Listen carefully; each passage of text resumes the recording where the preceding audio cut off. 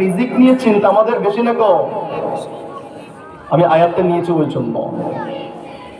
হাসান বসরি রহমতুল্লাহি আলাইহি 90টা আয়াত পড়েছেন কোরআন শরীফের ভিতরে।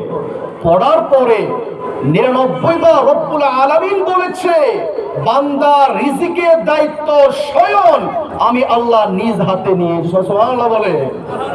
কতবার? 99 বার। তারপরেও বান্দাকে এত দুশ্চিন্তা, হতাশা, সকালে খেলাম, দুপুরে কি খাবো, দুপুরে খেলাম, বিকালে কি খাবো, এই জাতীয় হতাশ হওয়া সম্পূর্ণ কবিরা গুনাহ। রাসূল আকরাম সাল্লাল্লাহু আলাইহি ওয়াসাল্লাম বলেন, আল শিরকু বিল্লাহ ওয়াল কাবাইর, শিরক করা যেমন কবিরা গুনাহ, তেমন রিজিক নিয়ে হতাশা হওয়া কবিরা গুনাহ। কথা বুঝেন কিনা? রিজিক নিয়ে ভাববেন, হতাশ হবেন। রব্বুল আলামিন বলেন সূরা কোরআনুল কারীমের 11 নম্বর সূরা 6 নম্বর আয়াত, রব্বুল আলামিন বলেন, ওয়ামা মিন দাব্বাতিন ফিল আরদি ইল্লা আলাল্লাহি রিজকুহা।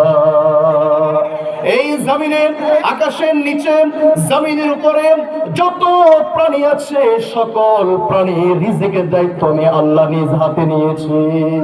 সুবহানাল্লাহ বলে। একটা দুটা প্রাণী নয়, 18,000 মাখলুকাত সৃষ্টি করেছেন যিনি, সেই আল্লাহ রাব্বুল আলামিন হাজার হাজার বছর আগে আপনার আমার রিজিক, সকালে কি খাবো, দুপুরে কি খাবো, সন্ধ্যায় কি খাবো, আর কোন দিন কোন বেলা কি খাবো না খাবো, সকল কিছু আপনার তাকদীরের মধ্যে লিপিবদ্ধ করেছেন যিনি, তিনি কে?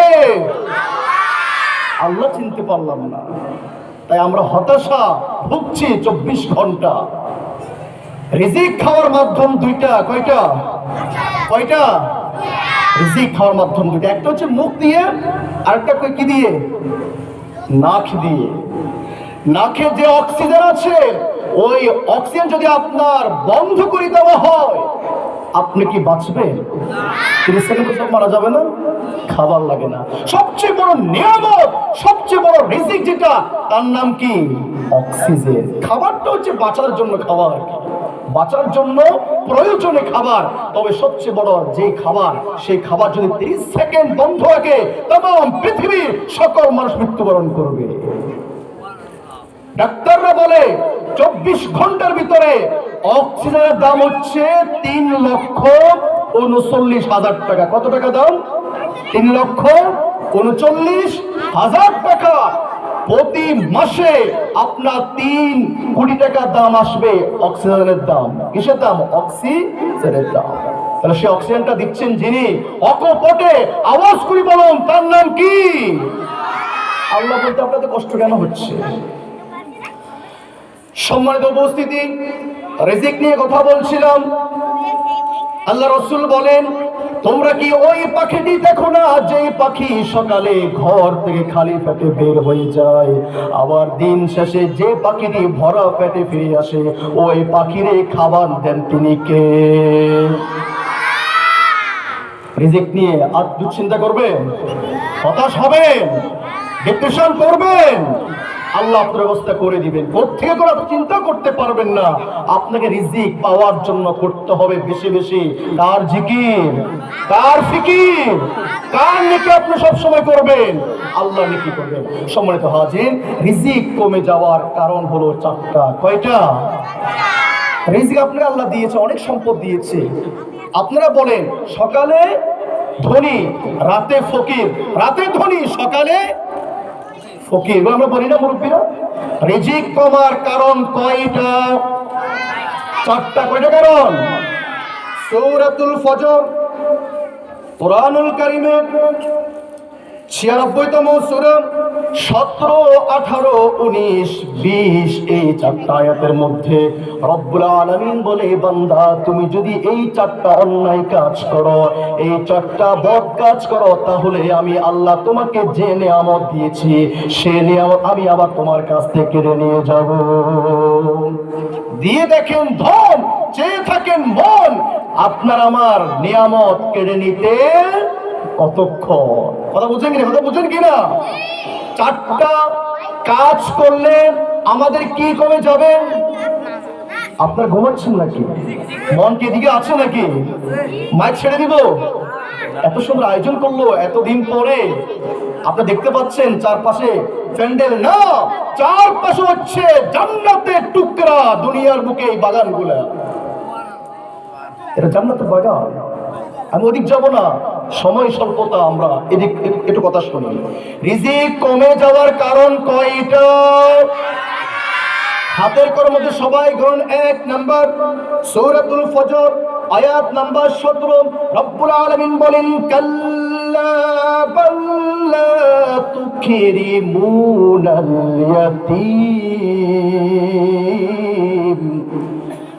যেই বান্দা, যে নিয়ামত প্রাপ্তিওয়ালা মানুষ এতিমের সাথে অন্যায় আচরণ করবে, এতিমকে সম্মান করবে না, এতিমের হক আদায় করবে না, এতিমের সাথে বেয়াদবি করবে, রব্বুল আলামিন ওই বান্দার রিজিক কমিয়ে দেবে।